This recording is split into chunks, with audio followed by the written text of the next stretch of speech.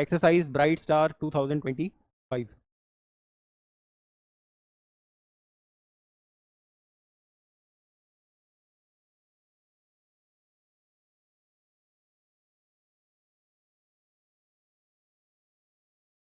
Exercise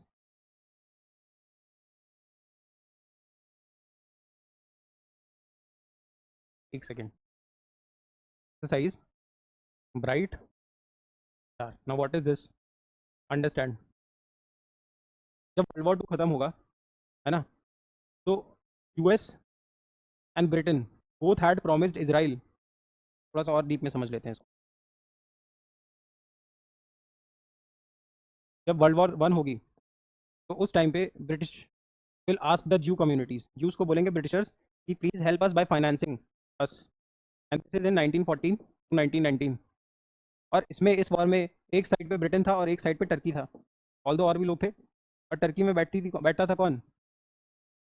caliphate, तो खलीफा बोलते हैं, जो रिलीजियस गुरु होते हैं इस्लाम के। ऑल दो ये पोस्ट खत्म कर दी गई वर्ल्ड वॉर 1 के बाद, ब्रिटिशर्स ने खत्म कर दी थी। तो अब ये जो वॉर होगा, तो अब यहाँ पे Muslim, let's say this is the world, इधर इधर वाले एरिया में जाके देखोगे ना, इधर वाले एरिया में, तो you will find a lot of Muslim countries like Jordan, Syria, Egypt, Lebanon, तो multiple countries, all of these are Muslim countries.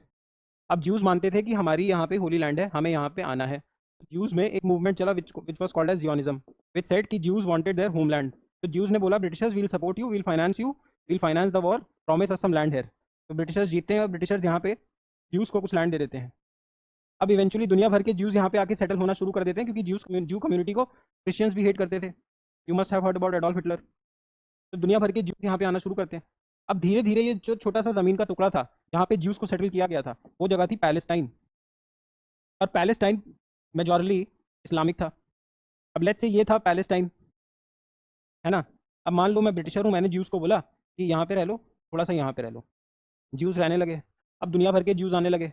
अब ज्यूज यहाँ भी रहने लगे, ज्यूज यहाँ भी रहने लगे, ज्यूज यहाँ भी रहने लगे, और ज्यूज ने धीरे धीरे करके अपनी टेक्नोलॉजी और पैसे के दम पे इसी पैलेस्टाइन में से इसराइल निकाल दिया। और 1948 में यूएस ने और यूएन दोनों ने इसराइल को एज अ कंट्री एक्सेप्ट कर लिया कि इसराइल एक कंट्री है। इसीलिए पैलेस्टाइन के लोग कहते हैं कि भाई इसराइल तो कुछ था ही नहीं, तुमने तो हमारी ज़मीन ले ली, है ना। इसीलिए आपने देखा होगा।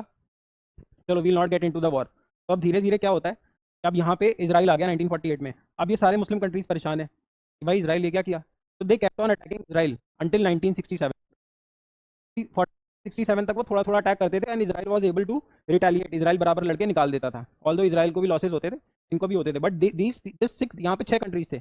इन 6 कंट्रीज को लगा कि हम इसराइल को हरा देंगे, and now Israel was a ज्यू कंट्री। तो इसको इन्होंने रिलीजियस वॉर दिखाया, और ये 6 कंट्रीज इकट्ठे लड़ने आ गए इसराइल से। और उस दिन का नाम था यौम किपुर। जैसे हिंदूज में दिवाली होता है, वैसे ज्यूज के लिए सबसे बड़ा फेस्टिवल है यौम किपुर। यौम किपुर की रात को ये 6 कंट्रीज अटैक करते हैं इसराइल पे, और इसराइल यहाँ पे, लेट्स से इसराइल यहाँ पे है, और 6 तरफ से अटैक होता है। अब इसराइल वॉर को बहुत अच्छे से लड़ता है despite of so many challenges, because there was a true leader in Israel, and Israel somehow manages to win the war. और ये वॉर चलता है 6 दिन तक। That is why this war is called as the 6 day war, a very famous war. इसमें बहुत सारे गाने भी हैं। तो 6 डे वॉर होता है, इसराइल इवेंचुअली विंस। अब यहाँ पे इन 6 कंट्रीज को समझने आने लगता है कि भाई इसराइल अब यहाँ पे जल्दी जाएगा नहीं। और इसी चीज़ को रिकग्नाइज करने वाला पहला कंट्री बनता है Egypt, which was also a Muslim country, right. अब इजिप्ट मानेगा कि हाँ भाई, आई एम एक्सेप्टिंग कि इसराइल जैसा कोई कंट्री है। अभी तक तो ये मान ही नहीं रहे थे।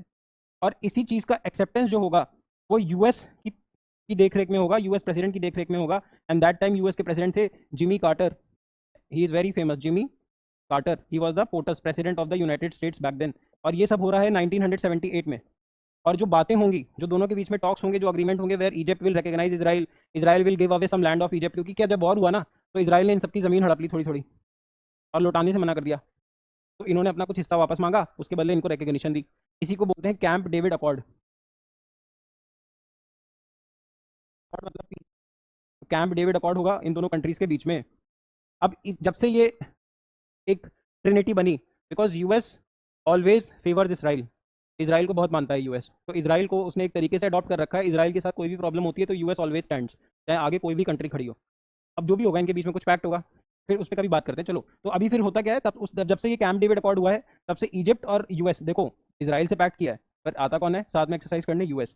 सबसे यूएस और Egypt every year they perform an exercise जहाँ पे ये अपने आर्म्ड फोर्सेस को कोऑर्डिनेट कराते हैं, अपने वेपन्स को टेस्ट करते हैं, वॉर जैसी सिचुएशंस में वो कैसे फाइट करेंगे उसको टेस्ट करते हैं, and that exercise is called as exercise right यार।